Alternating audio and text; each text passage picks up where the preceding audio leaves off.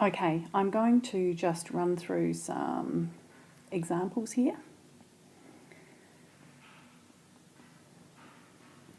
Ways in which we may need to use our calculator and ways in which we need to manipulate our equation.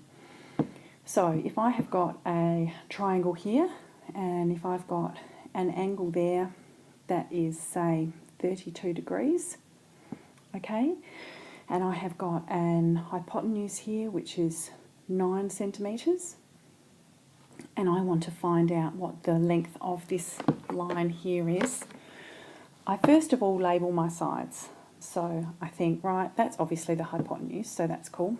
Opposite here, this here, x, is actually opposite to our angle 32, and this here is adjacent to 32. Now we are concerned with x, which is opposite, and we are concerned with the hypotenuse. Okay, so we think of our little saying, Sokotoa, and we think which of these relates to opposite and hypotenuse, and here it is the first one. So we go to our ratio that the sine of theta is equal to the length of the opposite side divided by the length of the hypotenuse, and we can then write in that sine 32 is going to equal x divided by 9. Now I have shown you that we can multiply both sides of that equation by 9, cancel those out, or you can refer back to the original formulas that I gave you, and you will find that the opposite side is equal to the length of the hypotenuse multiplied by sine 32. Now it's time to use the calculator, and I always put in to calculate sine 32 first. So sine 32 equals multiplied by 9 equals, so x is equal to 4.77 centimetres. Okay, if I try another problem,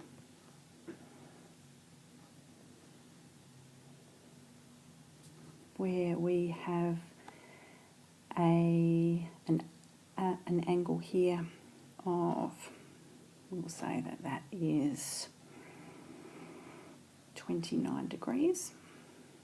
We will say that we have got information about our side here is 14 metres, and we'd like to know the length of our hypotenuse. Now in this case, what we're going to do is we're going to think, right, what have we got here in terms of labelling our sides? We have got an adjacent side, and once again we have the hypotenuse. So if I refer back to Sokotoa, adjacent and hypotenuse. So here we have cosine, cos theta equals adjacent over hypotenuse. So we can say cosine of 29 degrees is equal to 14 over x. Now, once again, we can use my method, which is where we multiply both sides of the equation by x, which gives us x cos 29 degrees equals 14, because they get cancelled out.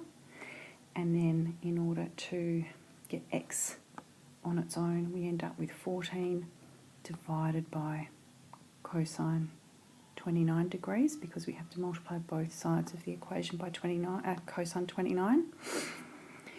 x, if we use our calculator, is going to equal 14 divided by bracket cosine 29 close bracket equals, and it is 16 metres.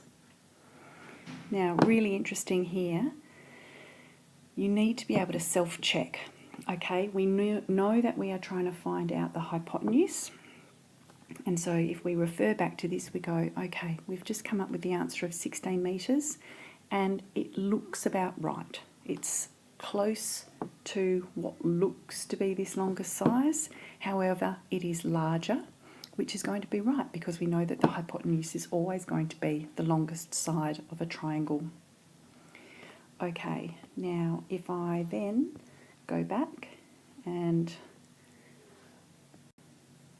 start another page, we'll do another example.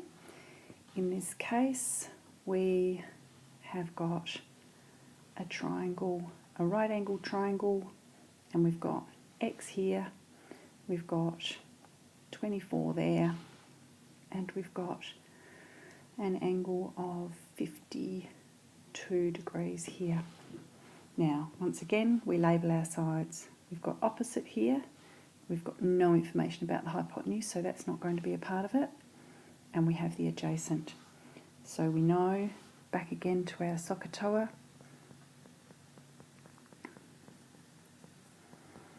tangent. Tangent's going to be the one that we want. So tan 52 is equal to opposite, which is 24 divided by x. And then once again, either by cancelling out and manipulating it or referring back to those original equations or formulas, we know that x is going to be equal to 24 divided by tan 52. And on our calculator, we say 24 divided by bracket tan 52 close bracket equals 18.75 units. Okay.